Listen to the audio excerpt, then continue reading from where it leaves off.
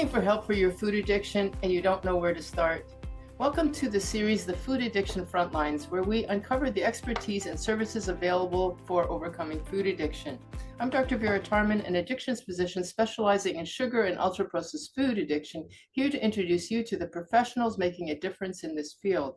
In each 15-minute episode, we'll be meeting leading experts who will share their journey, their training, and the unique services that they provide for all who struggle with food addiction. Let us help find the treatment that is best for you. Today, we speak with Dr. Jen. Welcome, Jen.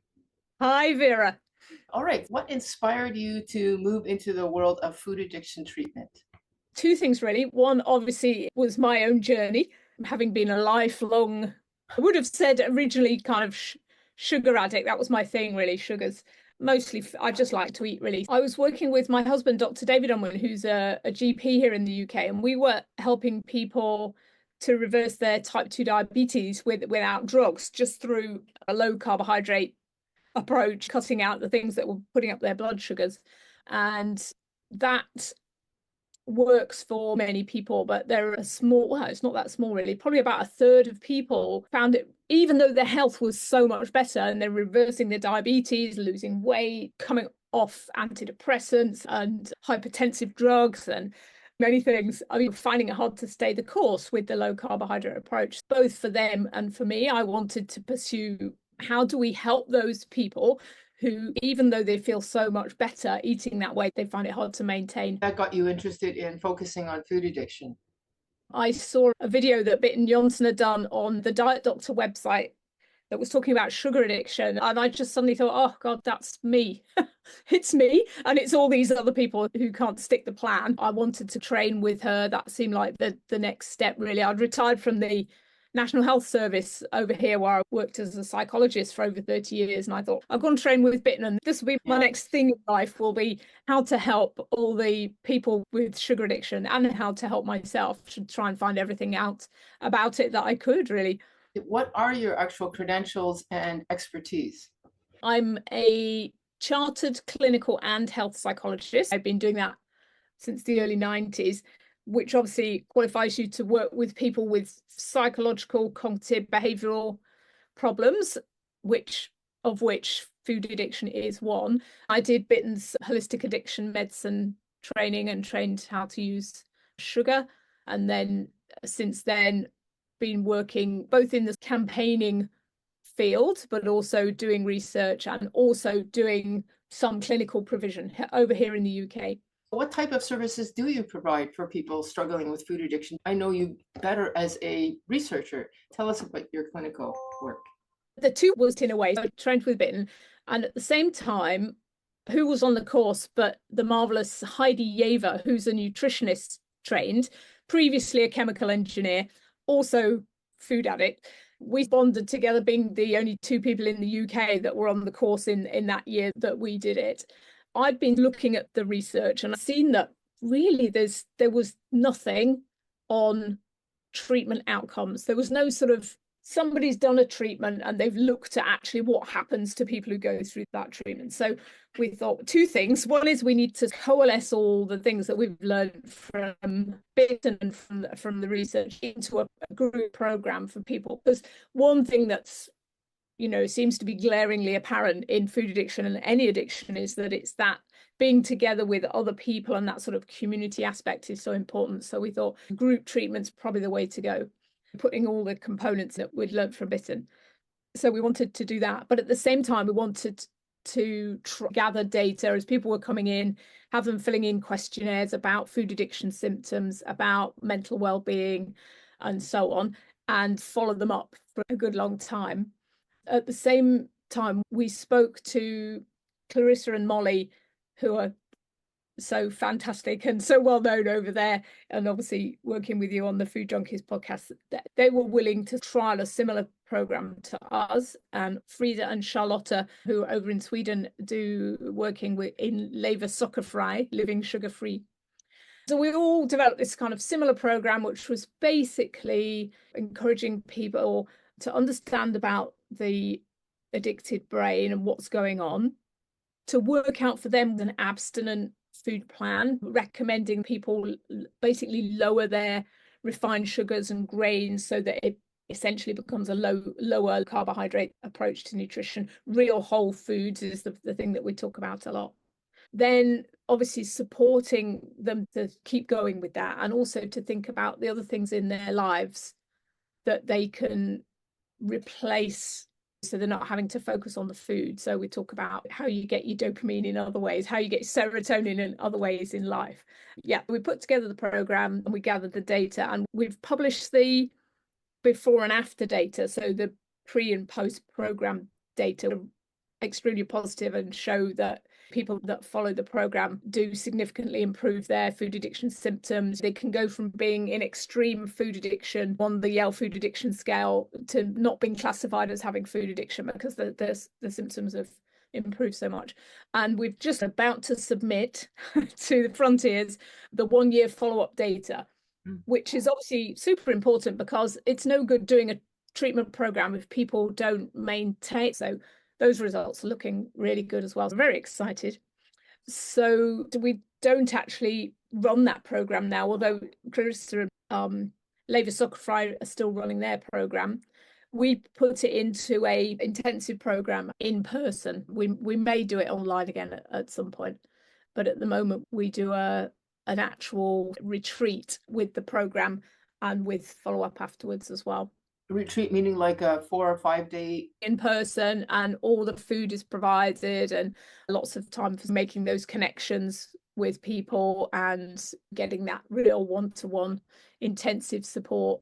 Being away from home, I think for some people to get started and having that whole experience of being with a group of people who are going to do the same thing and are eating the same way can be really powerful. We're going to look and compare whether the in-person is more or less effective or the same as the online. I think either can be effective for people. How many do you offer in a year? So the plan at the moment is 3 a year, and it's a lovely place in the south of England called Coombe Grove. It's a beautiful place. It's a specialist centre for metabolic health. People get all the expertise of all the other staff there, as well as Heidi and I. It just works really well because we're so busy trying to get the research published, trying to campaign to get food addiction recognised, running conferences and so on. And I'm supposed to be retired. We don't want to be retired. We don't have so much time for running groups every week. There's quite a few other people doing that now and doing that really brilliantly. It's not something that, we feel we necessarily have to contribute, because Molly and Clarissa and these other people that are running fantastic online weekly support groups. You have these retreats, maybe 3 a year, 5 days, 7 days? There's 3-4 days, although one of them this year, we're doing one in July. That one, we're hoping to get enough people for it to be a full week retreat. The problem, of course, with meeting in person and residential is it puts up the cost for people. And we're really aware of that. We really want it to be accessible, which of course online, it's more cost effective for people. It's accessible. Coming residential obviously comes at a bit of a price for people. And if you do 7 nights, it is quite expensive. That's the downside. Although the upside, of course, is you're going to get a fantastic start. I can already see what is unique about your service. You are the only food addiction program that has yet been peer approved and studied, and it's shown success. So that's a huge, unique strength. Yes, when I was looking through the questions, I thought that's the one thing I would say. I'd really encourage anyone else who's doing this work, just get that data. YFAS, we use CRAVED, which was our ICD measure, a wellbeing scale, an eating disorder scale. It can be absolutely as simple as that. With some simple screening measures, and ask people before and after, just keep that data and hopefully get it published. We really need to get that data out there. Yeah, I'm not 100% sure, but I think we're the only published program, so you've got some guarantees if you come on our retreat that you're very likely to get a good outcome. Any other strengths? I think the other thing is that sort of long career working as a psychologist. I can bring all of that. I'm a solution focused therapist. I'm really used to working with groups. I think groups are fantastic. I always thought that was a really effective way to work. And the other incredible strength is Heidi Yver, who's a nutritionist. We work as a team. And you've got the psychology and the nutrition, which you need really. It's a little bit different for us. It is different from standard dietary advice. Nice for people to have the backup of Heidi is a nutrition. When your friends and family are saying, don't you need all this carbohydrate, don't you need carbohydrate for energy, you can give them this answer. She's got all that nutrition knowledge, which is another big piece. Can see that as a big strength. But you as a psychologist, you would know how to deal with coexisting conditions. To some extent, yes, although I would tend to refer people on because I've not got the capacity to take them on as a psychology client or a therapy client, but I can recognize when that needs to happen. But we often see people's mental health improving so much in the first few months. So they often say the mental health problems that they historically have had, it's important to know about those. But if they're not too serious, I often say to people, let's just see where you are in a few months' time. We have a lot of women coming through who are wondering whether they've got ADHD or autistic spectrum problems. So say, let's see where you are in 4 or 5 months and then reassess. So many times the anxiety, the depression, even the cognitive inattention problems are so much better without the sugars and the refined grains and the ultra-processed food that they actually say themselves, I just need to stick to this. What about the role of family and support? How do you harness that?